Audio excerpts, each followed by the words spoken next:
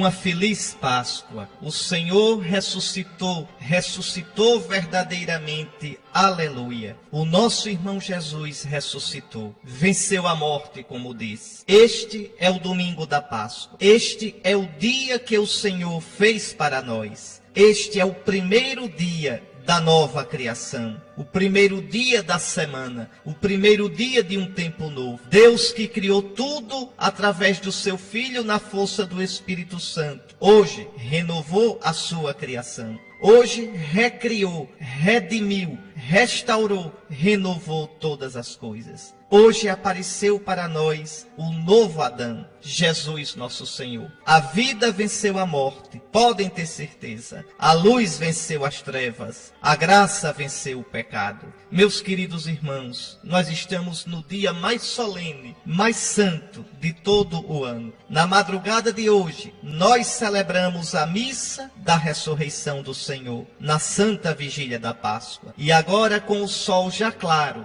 nós contemplamos a luz do Cristo, que brilha mais do que a luz do sol. Na noite, de ontem para hoje, na madrugada de hoje, o diácono, por toda a terra, cantando o anúncio da Páscoa, o Exultet, saudava o Círio Pascal, o Círio que simboliza Jesus ressuscitado, e dizia uma coisa linda: este Círio que acendeu as nossas velas, possa esta noite toda fulgurar, misture a sua luz à das estrelas, cintile quando o dia despontar. Pois é, o dia despontou, o sol brilhou, as estrelas se apagaram, mas o Círio continua aceso. Brilhará, porque ele simboliza o próprio Cristo. O Cristo que é luz, o Cristo que é calor de uma vida nova. O Círio será virgem da abelha generosa, tão virgem quanto a vida nova do Cristo ressuscitado. Pois bem, meus irmãos, feliz Páscoa. E na missa do dia de hoje, na introdução da missa, está lá, a igreja coloca uma frase impressionante, uma frase do Salmo 138. Coloca na boca de Cristo essa frase, uma coisa linda: ressuscitei, ó Pai, e estou sempre contigo. Pousaste sobre mim a tua mão, tua sabedoria é admirável. Aleluia. Senhor, vós me sondais e conheceis, sabeis quando me deito e me levanto.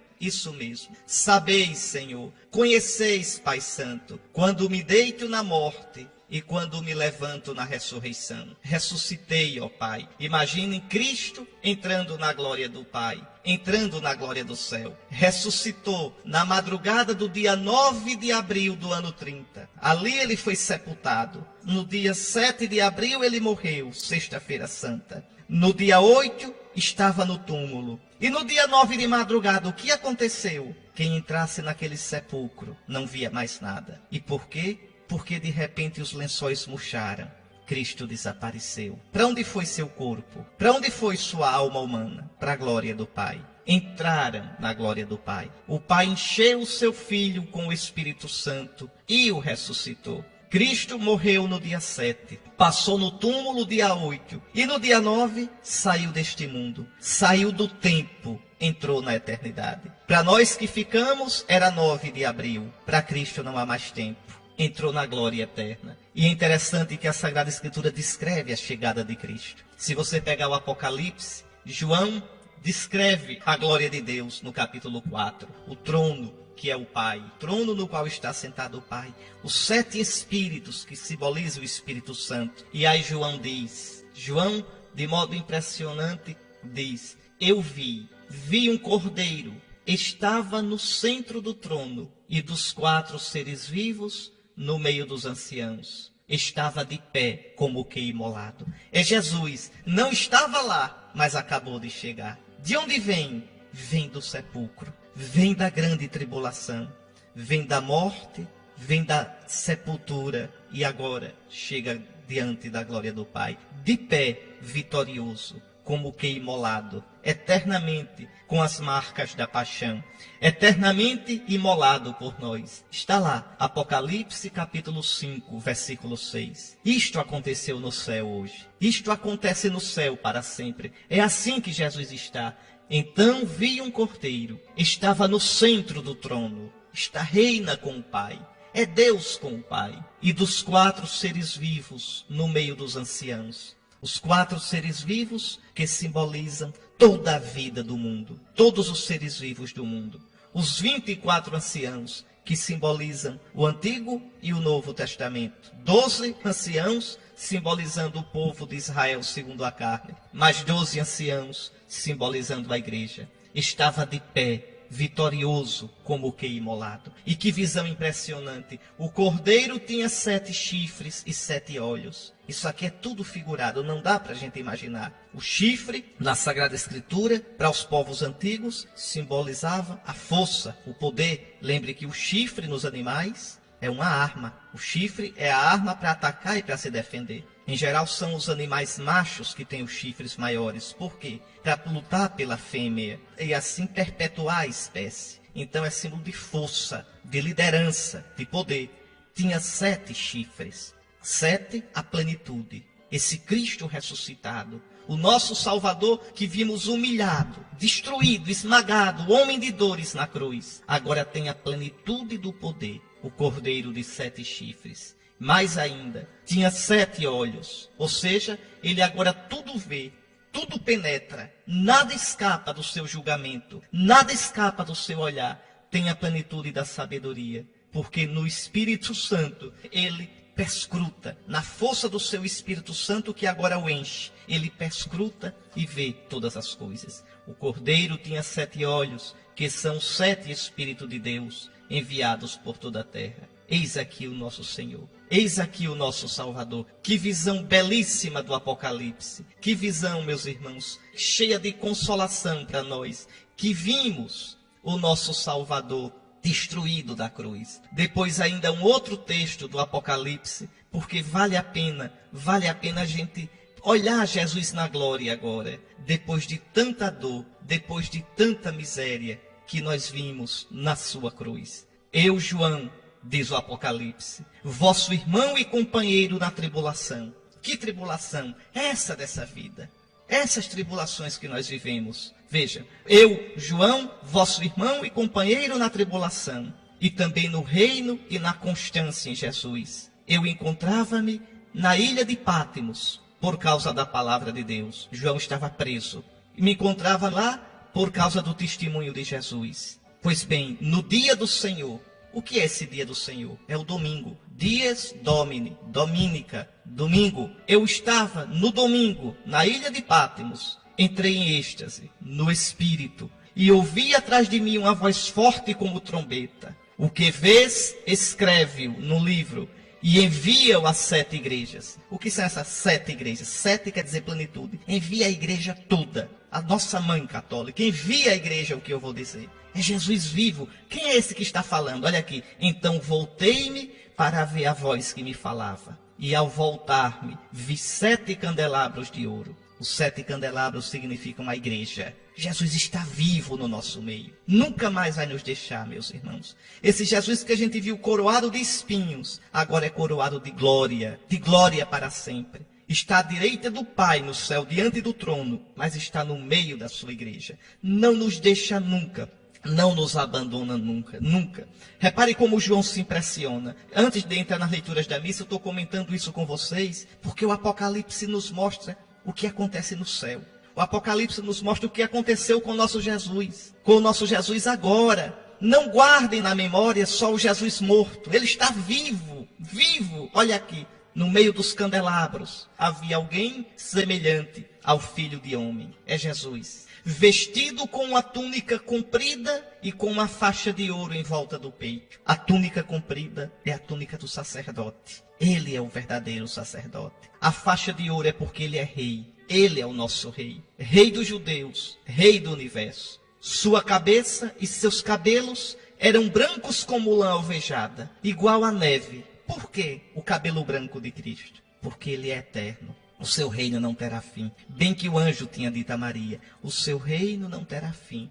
Ele é rei de eternidade em eternidade. Esse cabelo branco também simboliza a sabedoria. Pois bem, sua cabeça e seus cabelos eram brancos como lã alvejada, igual à neve. E os seus olhos eram como chamas de fogo. Sim, Senhor. O que quer dizer isso? Esse fogo é o Espírito Santo. Cristo tudo olha e penetra com o seu Espírito Santo. Cristo tudo julgará na força do seu Espírito Santo. Seus pés pareciam de bronze incandescente no crisol. Eis aí, ele é todo glorioso. O seu corpo é fogo puro, o fogo do Espírito. Aquele fogo que brilhou no Monte Tabor para que os apóstolos vissem o que ia acontecer com ele. É assim que Jesus está.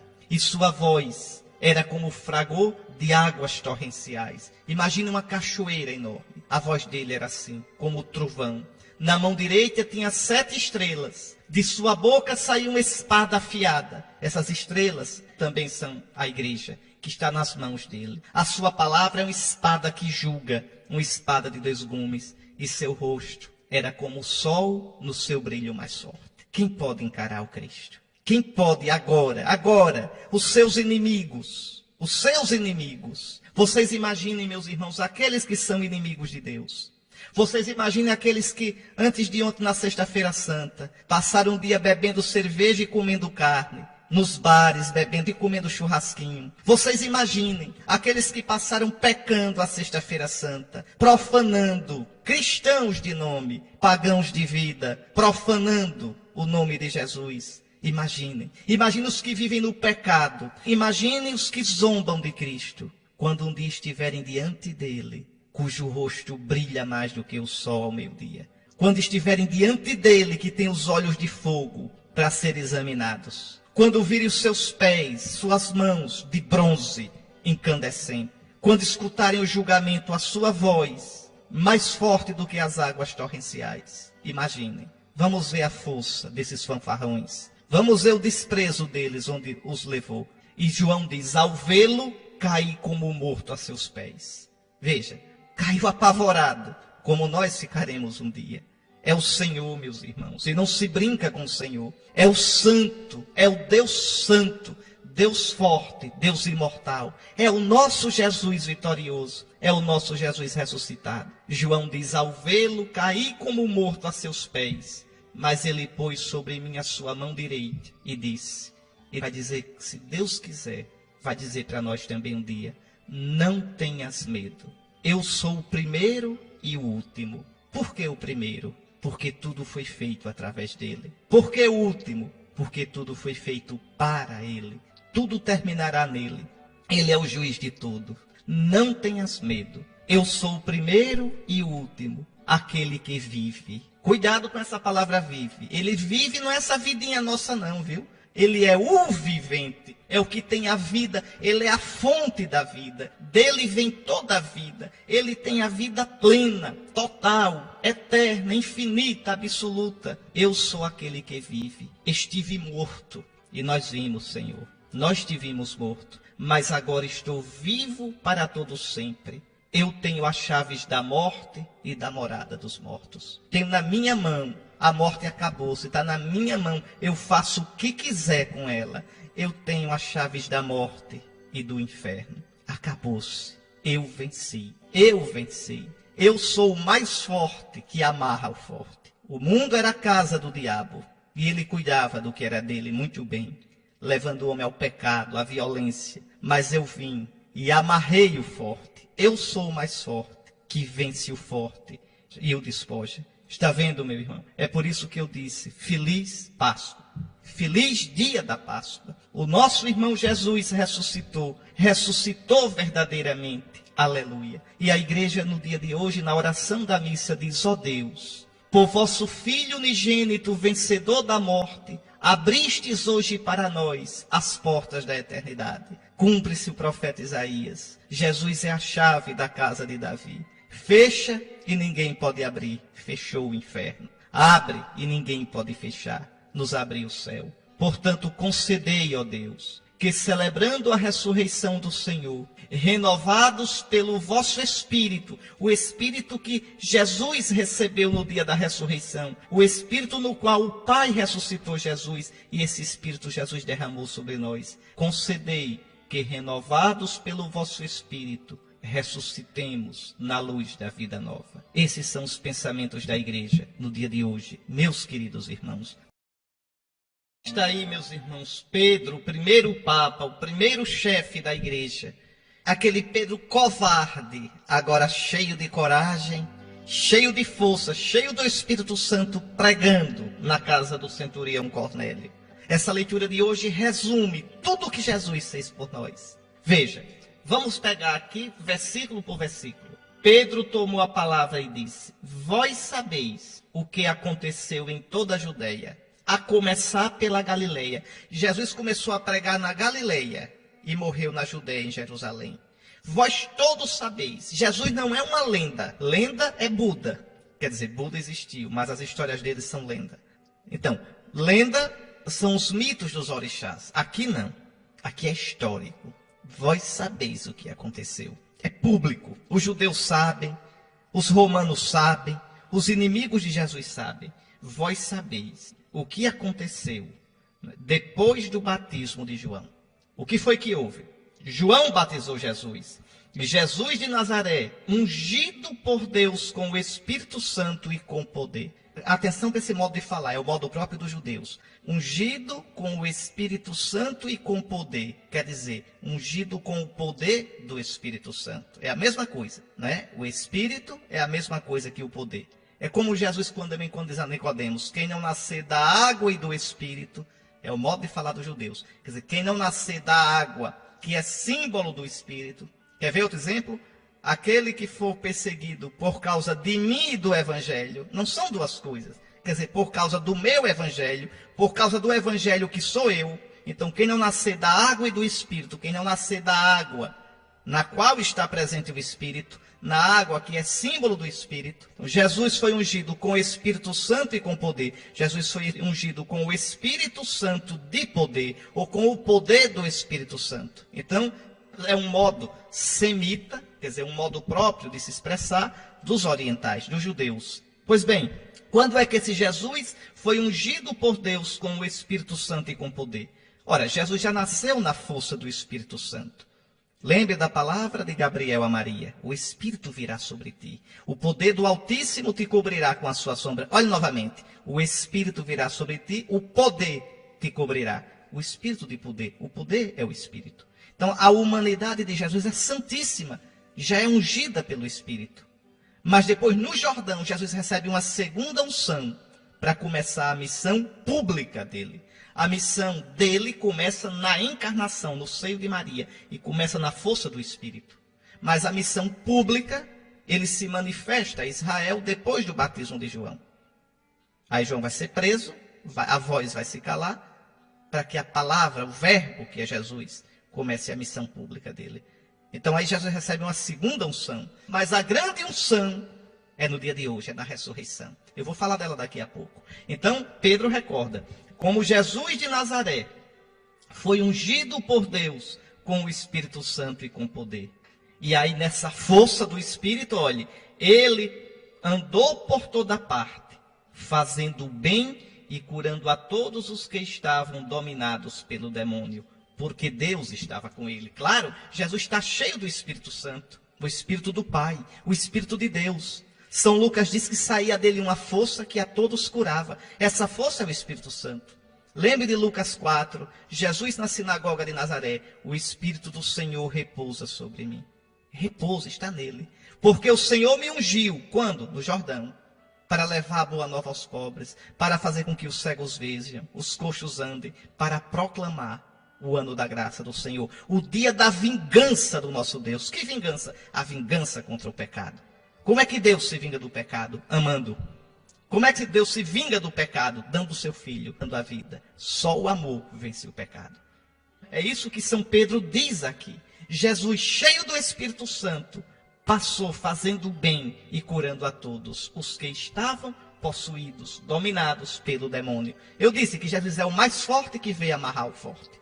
Jesus traz o reino de Deus, expulsando o reino de Satanás. Olhe, não se iludam não. O diabo age no mundo. Olhe o mundo ao seu redor. Olhe o mundo.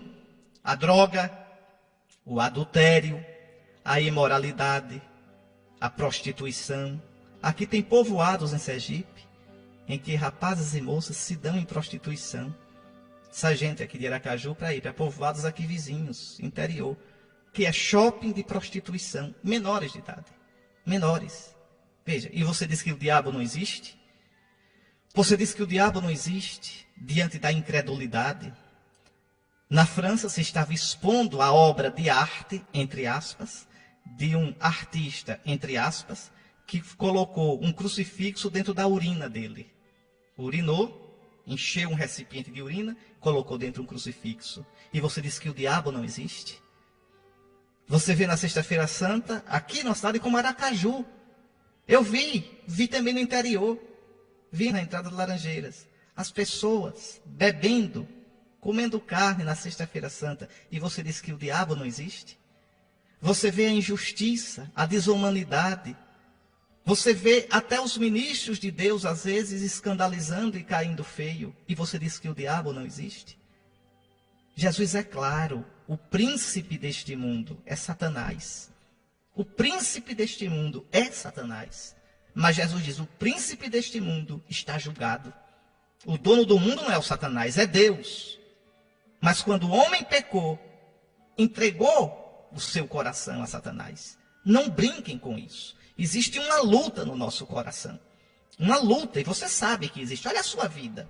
Olha as tendências que tem em você. O que você pensa, os seus instintos. Olhe o que você faz às vezes. Cristo te libertou. Te libertou. Mas essa libertação não virá a ti se você não abrir o coração para Cristo. E não combater com Ele. Vigiai. Orai para que não entreis em tentação.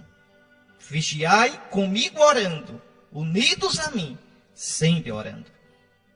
Não é brincadeira. Pois São Pedro disse, Cristo passou fazendo o bem e expulsando o demônio. Por que Cristo expulsa aqueles demônios? Para mostrar que com ele o reino chegou. Que com o reino que ele traz, o reino de Satanás se esfarela, vai-se embora. Não brinque com isso. Não abra as portas para o demônio. Não abra. O pecado consentido abre as portas para o demônio. E de todas as portas que se abrem, há 4 que são as mais largas. 4. O vício, bebedeira, droga, abre as portas para o demônio. Todo vício, mas esse principalmente. Depois a imoralidade abre as portas sim para o demônio. A imoralidade sexual abre as portas para o demônio. Não brinquem com isso. A imoralidade mata a ação de Deus no nosso coração. Nos torna insensíveis para Deus. O que mais? A grosseria, né, a brutalidade, a estupidez, abre as portas para o demônio. E 4, o culto dos ídolos. Cuidado com essas religiões que cultuam ídolos, que cultuam orixás, essas coisas. Isso o demônio pode usar para entrar por aí. Pois bem, essa é a nossa fé.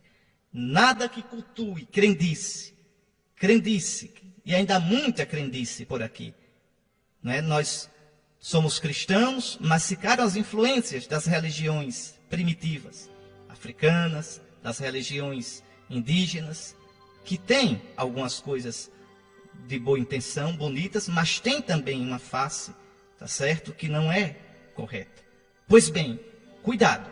O cristão, estou falando para você, cristão. Cada um é livre para fazer o que quiser. Eu estou falando para você, cristão. Eu estou falando para você que conhece a Cristo. Eu estou falando para você que foi libertado por Cristo. Não podeis servir a Cristo e aos demônios. Não podeis servir a Deus e aos ídolos. Cristo te libertou. Ele passou fazendo bem e curando a todos os que estavam dominados pelo demônio, porque Deus estava com ele. E aí São Pedro diz, e nós somos testemunhas de tudo o que Jesus fez na terra dos judeus e em Jerusalém. É muito bonito isso. Os 12 primeiros, os 12 que são o alicerce da igreja, esses 12 não falam do que ouviram dizer. Não falam de uma lenda, de uma história inventada. Eles foram testemunhas. Eles viram, eles ouviram, eles eram até frouxos e incrédulos, mas depois o Senhor os encheu de força. Olha, só para você ter uma ideia, lembre nos Atos dos Apóstolos, quando Pedro, que é o primeiro Papa, quando Pedro, que é o chefe da igreja, decide porque ele pode, com a autoridade que Cristo deu a ele, decide escolher alguém para suceder Judas. Olhe lá no capítulo 1 dos Atos dos Apóstolos. Atos 1, a partir do versículo 15. Pode olhar qual é o critério para escolher um sucessor para Judas. Qual é o critério? São Pedro diz, está no versículo 21, Atos 1, 21. Há homens que nos acompanharam durante todo o tempo em que o Senhor Jesus viveu no meio de nós, a começar pelo batismo de João, até o dia em que foi elevado do meio de nós. Então, para substituir Judas, tem que ser um dos que viram, ouviram Jesus, comeram com Jesus.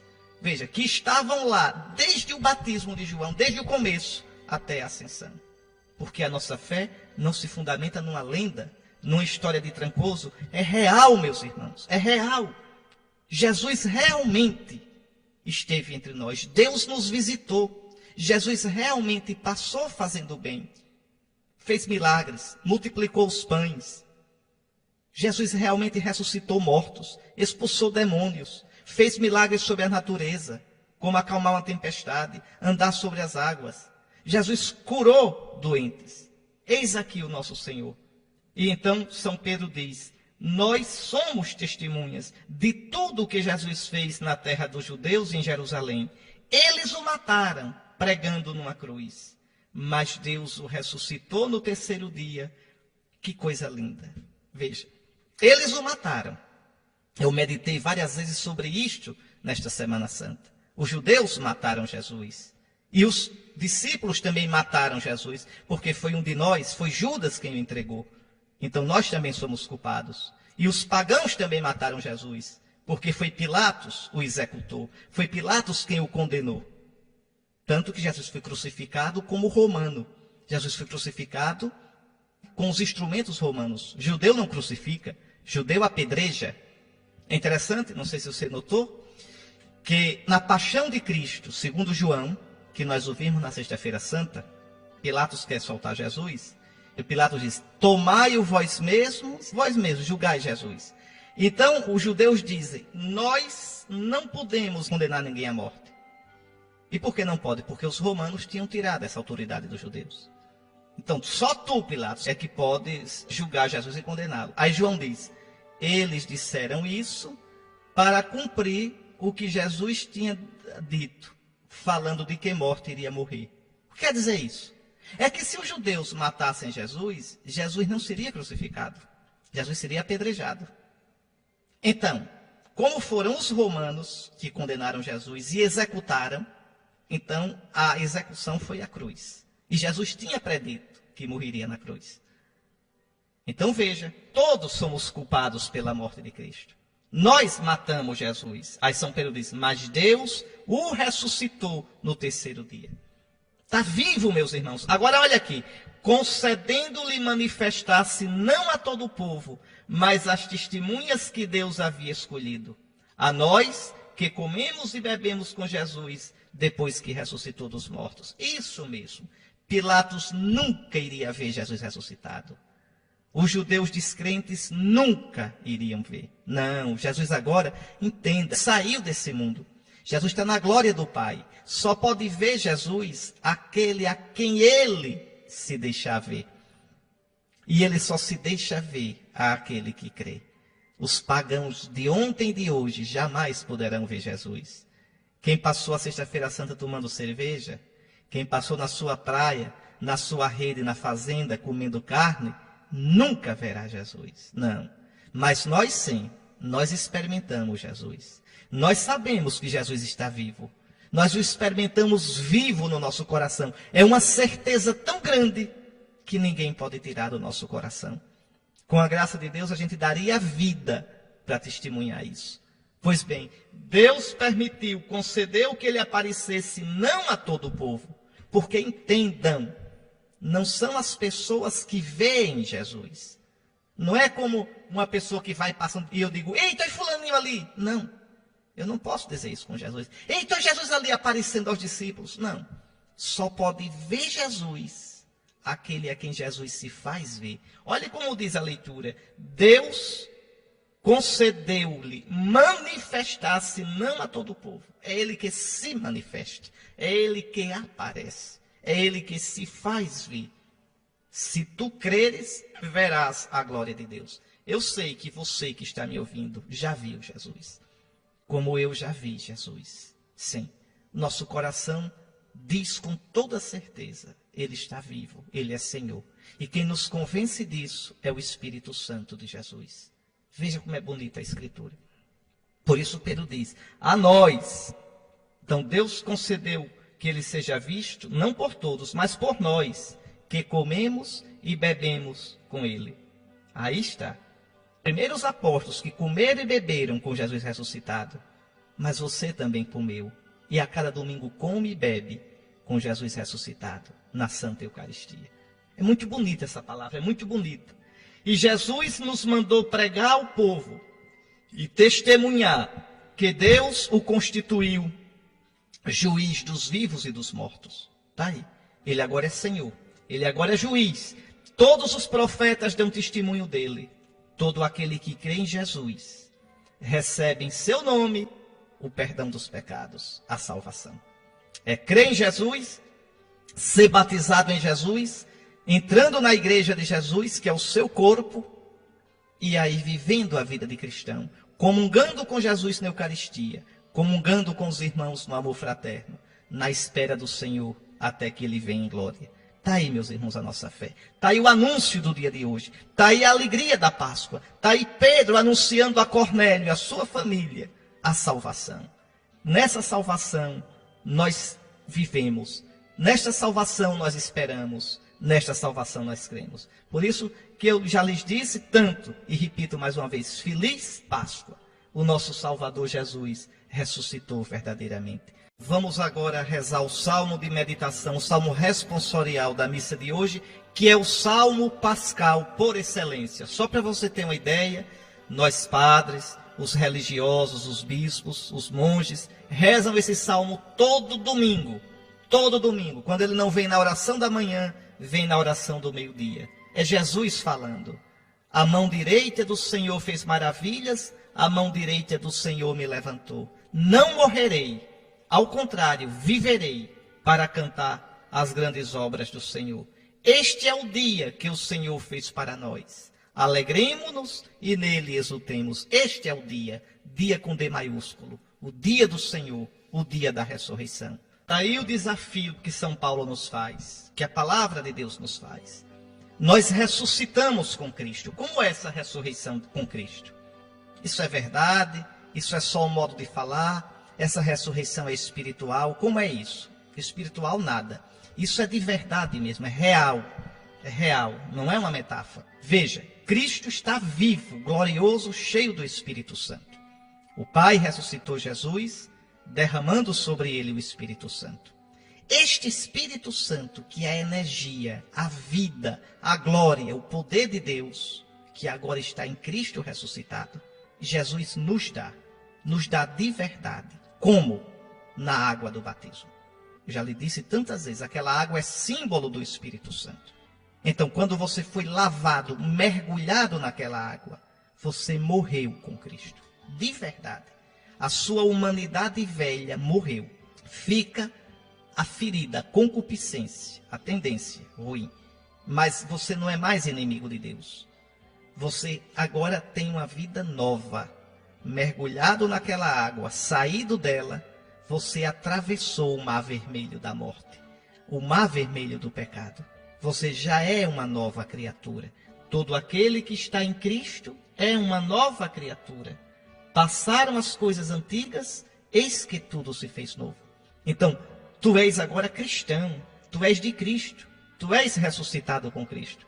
Aí São Paulo diz, irmãos, se ressuscitastes com Cristo de verdade. Por isso que na noite de ontem para hoje, a igreja por toda a terra batizou novos cristãos. Por isso também nós todos renovamos as promessas do nosso batismo. Por quê? Porque o batismo é o sacramento pascal. Todos vós que fostes batizados em Cristo, é na sua morte que fostes batizados. Então, você agora é uma nova criatura. Você é cristão. Por isso, se ressuscitastes com Cristo, esforçai-vos por alcançar as coisas do alto, onde está Cristo sentado à direita de Deus. Aspirai às coisas celestes e não mais às terrestres. Vós já morrestes para a vida velha, já morrestes para a vida do pecado. Por isso que não é cristão quem passou a Sexta-feira Santa bebendo e comendo churrasquinho. Não é cristão quem se entrega ao pecado. É cristão de nome, é um cristianismo morto. O Espírito Santo está sufocado nesse aí. Ele é pior que um pagão. Pior, porque o pagão não conheceu Cristo, mas esse conheceu e cuspiu nele. Esse conheceu e desprezou. Como diz São Pedro, o cão voltou ao seu vômito. E o estado dele agora é pior do que se não fosse cristão. Não se brinca com isso, não se brinca. Não se brinca. Pois bem, então, se ressuscitastes com Cristo, não podeis viver uma vida de pecado. Vós morrestes para o que é do mundo, morrestes para o que é pecado, morrestes para o que é vício, morrestes para o que é imoralidade, e a vossa vida está escondida com Cristo em Deus. A verdadeira vida do cristão agora está com Cristo. Está escondida. Por que escondida? A Escritura também diz, São João diz na primeira carta, filhinhos, desde agora nós somos filhos de Deus, somos chamados filhos e somos realmente, desde o nosso batismo. Mas aquilo que nós seremos, filhos de Deus gloriosos, com a glória de Cristo, com o rosto brilhando como o sol, como o rosto de Cristo, como eu mostrei no Apocalipse hoje, isso só se manifestará no fim dos tempos. Mas quando Jesus se manifestar, nós seremos iguais a Ele, porque o veremos como Ele é. Essa é a nossa esperança. Por isso São Paulo diz, procurai as coisas do alto, e quando Cristo, vossa vida, aparecer em seu triunfo em glória, então vós aparecereis também com Ele, revestidos de glória. Vós quem? Os cristãos. Vós quem? Os que creram em Cristo, os que são de Cristo, os que não beberam na Sexta-feira Santa, os que não foram comer churrasquinho, os que não foram farrear e gozar da vida, enquanto a igreja celebrava a paixão do Salvador. Aqueles que levam Cristo a sério, aqueles que não zombam das coisas da fé. Vale mais um ateu que no seu ateísmo sabe respeitar a quem crê e sabe respeitar a religião, do que um cristão leviano. Um cristão que cospe no seu Senhor com o pecado. Olhem, meus irmãos, prestem bem atenção. Todos somos frágeis. Todos temos de lutar contra os nossos pecados. Uma coisa é aquele que diz, meu Deus, eu reconheço minha fragilidade e luto, Senhor. Eu quero lutar com a tua graça. Esse é bendito, porque apesar de frágil, luta e chora pelo seu pecado. Agora, um cristão cínico, um cristão frio de coração, um cristão que zomba e despreza o Senhor, esse não participará da glória de Cristo. Meus irmãos, não se brinca com essas coisas. Nosso Senhor nos alerta gravemente para isso. Pois bem, se ressuscitastes com Cristo, procurai as coisas do alto e não as da terra. Nossa alegria deve ser Cristo. Nossa alegria deve ser a vida nova, o amor novo, a glória nova que Ele nos deu. E um dia, se nós vivermos colocando realmente Cristo como vida da nossa vida, nós um dia participaremos da glória de Cristo. Está aí, meus irmãos, durante toda essa semana, na oitava da Páscoa, cada dia a igreja vai ler um evangelho da ressurreição. Uma aparição de Jesus ressuscitado aos seus discípulos. Cada dia mostrando um aspecto diferente dessa ressurreição. Vamos pegar esse evangelho de hoje. No primeiro dia da semana, diz o evangelho. Mas infelizmente o evangelho não diz assim. Está mal traduzido. É difícil pegar uma Bíblia que traduza ao pé da letra como está lá. Esse texto, essa frase. João não diz no primeiro dia da semana. João diz assim, no primeiro dia depois do sábado. Aí você diz, mas Dom Henrique, não é a mesma coisa? Não, senhor. O que João quer dizer é isso. Passou o sábado dos judeus, acabou-se. O sábado dos judeus significava duas coisas. O judeu guardava o sábado, primeiro, celebrando a criação de Deus. Ora, a criação envelheceu. A criação foi corrompida pelo pecado. Passou a criação antiga. Passaram as coisas antigas. Eis que tudo se faz novo. No Apocalipse, João vai dizer, eu vi um novo céu e uma nova terra, porque o antigo céu e a antiga terra tinham passado. Então acabou-se a antiga criação. Eis que eu faço novas todas as coisas. Segundo, No sábado, os judeus também celebravam a aliança. Era o dia da aliança de Deus com o seu povo. Ora, a antiga aliança passou. Então, passou a antiga criação, passou a antiga aliança. Em Jesus agora, nós temos a nova e eterna aliança. Por isso, João diz, no primeiro dia depois do sábado. Quem guarda o sábado não entrou ainda na nova aliança. Quem guarda o sábado ainda pensa como judeu. Aliás, São Paulo repreende. Pode pegar a sua Bíblia, carta de São Paulo aos Colossenses, no capítulo 2, versículo 16. Portanto, que ninguém vos condene por questões de comida ou bebida. Não pode comer carne de porco. Não pode fazer transfusão de sangue. Não pode fazer isso. Isso tudinho já passou. Veja, que ninguém vos condene por questões de comida ou bebida, de festa ou lua nova ou sábado. Tudo isso é apenas sombra do que há de vir. Mas o corpo de Cristo é que é a realidade. Então, nós entramos na nova aliança. Nós estamos no primeiro dia da nova aliança. No primeiro dia da nova criação. No primeiro dia depois do sábado. Domingo, o dia de hoje, não é fim de semana. É triste ver um cristão dizer bom fim de semana pensando no domingo. Fim de semana são a sexta dos muçulmanos e o sábado dos judeus. O domingo é o primeiro dia da semana. É o primeiro dia da nova criação. É o primeiro dia de um novo tempo. É uma nova chance que Deus nos dá. Então, no primeiro dia, depois do sábado, Maria Madalena foi ao túmulo de Jesus, bem de madrugada, quando ainda estava escuro. Escuro no tempo, escuro no coração da Madalena, porque ela ainda não sabe da maior notícia que o mundo já teve. A novidade que nunca ficará velha. E viu que a pedra tinha sido retirada do túmulo. Atenção, por que essa pedra foi retirada? Por quê? Será que foi para Jesus sair? Não, não foi. Jesus não saiu daquele túmulo para ir para debaixo de uma mangueira, de uma jaqueira, para fora, esperar para aparecer alguém. Não, Jesus saiu daquele túmulo para o Pai. Não saiu pela porta, pela entrada do túmulo. Se você estivesse dentro do túmulo, eu já disse isso aqui o ano passado. Vamos supor que esquecessem você dentro daquele túmulo. Lacrasse aquele túmulo, você ficasse ali com o cadáver de Jesus. O que é que você teria visto naquele domingo de madrugada? Tinha visto aquele lençol simplesmente murchar. Talvez visse uma luz sair de dentro do lençol. Uma luz intensa. A luz que deixou aquele lençol marcado com o corpo de Cristo no Santo Sudário. Eu vi um programa no canal de televisão, no History, sobre o Sudário. Pense no show de besteira, de bobagem, de idiotice. Olha, tem cada besteira que se diz em nome da ciência. Cada besteira que de ciência não tem nada. Pois bem, aquele sudário, pode ter certeza, viu? Aquele é o lençol de Jesus, que não tem dúvida nenhuma. Nenhuma. Então, o que você viria? Talvez visse uma grande luminosidade, um calor vindo de dentro do lençol. E depois o lençol murchar simplesmente. Porque imagine o lençol, Jesus foi envolvido no lençol, vamos imaginar, um lençol bem comprido, com uma toalha de altar, um lençol de linho. Então imagine, deitaram Jesus sobre o lençol, mas sobrou ainda lençol. Aí o lençol passa pela cabeça dele, vem pelo rosto e desce até o pé novamente. Então o lençol começa do calcanhar, vai até a nuca, cobre a moleira de Jesus, passa pelo rosto, desce pelo abdômen e vai até o pé lá embaixo. Depois o que fizeram? Amarraram Jesus com faixas. Mas não eram faixas separadas. Era uma faixa só que foi sendo enrolada. Como quem vai enrolando em caracol.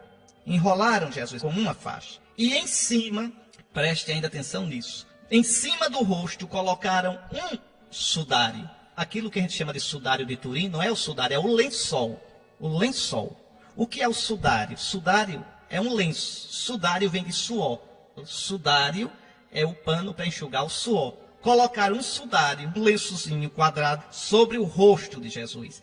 Em cima do lençol. Esse sudário estava empapado de perfume, de aloés, de mirra. Os judeus faziam assim. E depois Jesus não tinha sido lavado. Jesus foi sepultado sujo. Você pode dizer, mas como? Se os judeus lavam os corpos antes de enterrar. Lavam. Os judeus lavam o corpo todinho, mas não podiam lavar o corpo de Jesus. Por quê? Porque Jesus morreu de morte violenta, ensanguentado. Quando um judeu morria ensanguentado, não se lavava o corpo para o sangue não cair no chão. Para o sangue não ir com a água para a terra chupar. Isso é um sinal de maldição. Lembre que o profeta Elias diz a Acabe: você vai morrer e os cães vão lamber o seu sangue. Então isso é uma maldição terrível. Pois bem, Jesus então não é lavado. Então ele é sepultado assim. O que é que você viria se estivesse no túmulo? Viria simplesmente o lençol murchar. Murchar bem calmamente e ficar rentezinho no túmulo. O resto eu digo daqui a pouco. Mas agora eu quero dizer isso. Jesus não saiu do túmulo pela entrada. Onde está agora o corpo de Jesus? Passou para o Pai. Saiu desse mundo. Não pode mais ser encontrado nesse mundo. Onde está a alma humana de Jesus? Saiu do Sheol, da mansão dos mortos, e foi para o Pai. Então, naquela madrugada de domingo, Jesus em corpo e alma humana, seu corpo humano, sua alma humana, Jesus, agora envolvido pelo Espírito Santo, foi totalmente divinizado na sua natureza humana. Entrou na glória do Pai. E por que então a pedra foi retirada do túmulo? Não é para Jesus sair, é para a gente entrar e ver que o túmulo está vazio. É para isso. Pois bem, é isso que Maria Madalena vai experimentar. Ela viu a pedra retirada do túmulo. Então ela saiu correndo e foi encontrar Simão Pedro e o outro discípulo, aquele que Jesus amava. Interessante que a igreja sempre teve chefe, né? A igreja sempre foi católica, nunca foi casa da mãe Joana. A igreja nunca foi como um galpão sem porta nem janela. Veja, Madalena nessa hora vai atrás de quem? De Pedro. De Pedro. Como a gente deve ir atrás de quem? De Bento XVI, não é de outro não. Não é de um apóstolo ou um bispo falsificado. Não, não. A igreja tem os pastores legítimos deixados por Jesus. Por Jesus. Então ela vai procurar Pedro. Por que não foi procurar André? Por que não foi procurar Tiago? Não, vai procurar Pedro. Pedro é sempre Pedro. Por que para a eleição de Matias é Pedro quem dirige? Por que quando Jesus dá o redil dele todinho, as ovelhas, dá a Pedro? É Pedro. Por que Jesus diz Pedro, confirma os irmãos na fé? Por que não diz João, confirma? Tiago, é porque é sempre Pedro. Então, ela vai até Pedro. Tiraram o Senhor do túmulo e não sabemos onde o colocaram. Ah, se ela soubesse. Ah, se ela soubesse. De repente tudo se faria dia no coração dela. Saíram então Pedro e o outro discípulo e foram ao túmulo. Os dois corriam juntos. Imagine a ansiedade. Imagine a apreensão, mas o outro discípulo correu mais depressa. Claro, era mais jovem. Correu mais depressa que Pedro e chegou primeiro ao túmulo. Olhando para dentro, viu as faixas de linho no chão, mas não entrou. Não entrou porque João é católico. Não entrou porque espera que Pedro chegue. É Pedro quem vai entrar primeiro, não é João. Não é Tiago. Nem Paulo entraria se estivesse ali. É Pedro. Só a Pedro Jesus deu seu primeiro, o principado. Está lá em Mateus 10. Jesus chama os 12.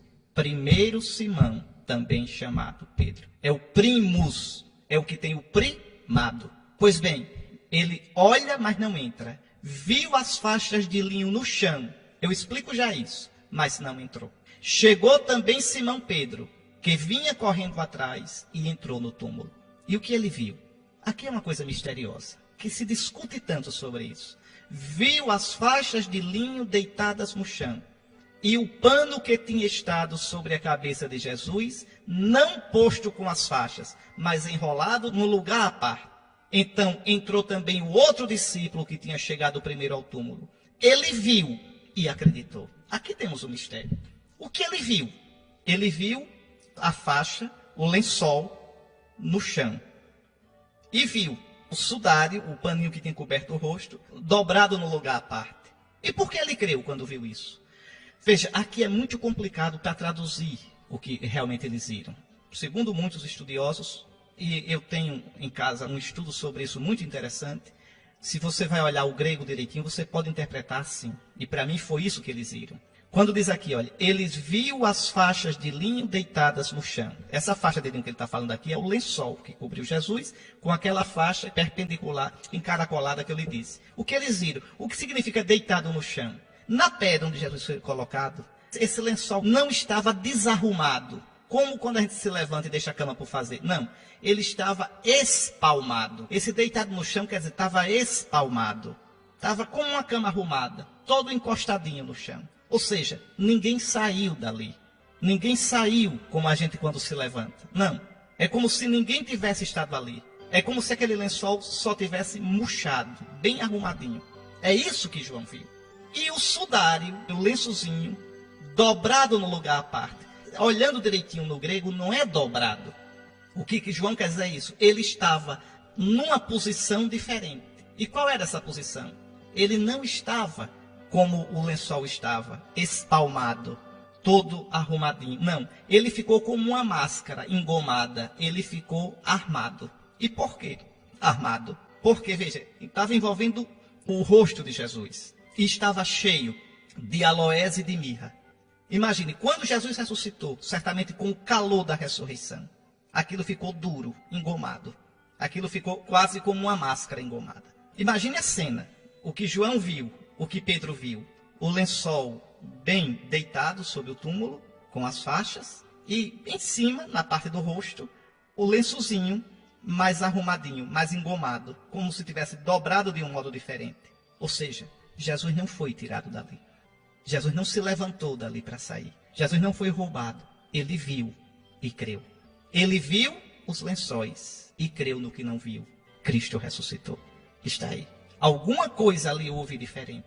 Aí o Evangelho diz, de fato, eles ainda não tinham compreendido a Escritura, segundo a qual ele devia ressuscitar dos mortos.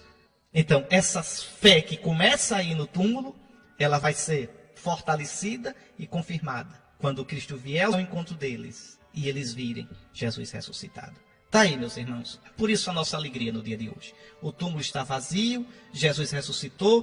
Quem foi para a missa pela manhã escutou esse evangelho. Quem for para a missa hoje à tarde vai escutar outro evangelho. Para a missa à tarde ou à noite, o evangelho é outro. É o dos discípulos de Emaús. É Jesus que no dia de hoje, à tardinha, encontrou 2 dos nossos irmãos. Comeu e bebeu com eles. E eles reconheceram o Senhor ao partir do pão. Para terminar, eu queria fazer uma pergunta para você pensar. Deus, o Pai, hoje de madrugada, derramou o Espírito Santo sobre Jesus e o ressuscitou. Eu lhe pergunto, Deus poderia fazer uma obra maior do que essa, do que ressuscitar Jesus? Tantas obras grandes ele fez no Antigo Testamento. Maior ainda, na criação tirou tudo do nada. Eu pergunto, Deus pode ainda, se quiser, realizar uma obra maior que essa? Pense. A resposta sabe qual é? Não. A maior obra que Deus realizou foi ressuscitar Jesus. E não pode fazer uma obra maior que essa. Por quê? Você encontra uma pista para isso na carta aos Colossenses. Colossenses 2, versículo 9. Falando de Jesus ressuscitado, São Paulo diz, nele, em Jesus ressuscitado, habita corporalmente toda a plenitude da divindade. O que é isso? Eu quero terminar esse programa com essa explicação hoje. Na madrugada do domingo, Deus, o Pai, derramou sobre o corpo e a alma de Jesus morto a plenitude do Espírito Santo, a divindade, a plenitude da divindade é o Espírito Santo. O Pai jogou o Espírito Santo todinho. Olha, o Espírito Santo é infinito. O Espírito Santo é Deus. Pois o Pai colocou no corpo de Jesus. E o corpo de Jesus é limitado, é do tamanho do seu, do meu. É finito. O Pai colocou em Jesus, corporalmente, todo o Espírito Santo. A gente não vai entender nunca isso. O que eu vou dizer agora você não pode imaginar. O corpo de Jesus tornou-se, o corpo de Jesus, aquele corpo que você viu na cruz, aquele corpozinho que nasceu de Maria, se tornou agora templo do infinito. O Espírito Santo todinho habita no corpo de Jesus. O corpo de Jesus agora é mais amplo do que o universo. Nós todinhos um dia estaremos no corpo de Jesus. Ou seja, o Pai deu todo o Espírito Santo a Jesus. O Pai não tem mais nada para dar a ninguém. Tudo que o Pai tinha para fazer, tudo que o Pai tinha para dar, que é o Espírito Santo, ele deu a Jesus. Não pode ter obra maior do que essa. Não pode, não tem mais Espírito Santo para dar a ninguém, a não ser através de Jesus. O Espírito de Deus agora é Espírito de Jesus, do homem Jesus. E é por ele que nós temos o Espírito Santo. Por ele nós temos a ressurreição. Por ele o mundo se mantém na existência. Por ele a flor nasce. Por ele a vida teme nascer. Por ele o vento sopra. Por ele a lua brilha. Por ele o sol nos aquece. Por ele a água jorra da terra. Por ele o universo está em expansão. As galáxias se formam. As estrelas nascem. Por ele, pelo Espírito de Jesus, do homem Jesus. Nele, vou repetir e termino com isso, Colossenses 2,9. Nele habita corporalmente toda a plenitude da divindade. E nele, pelo batismo, participais da plenitude.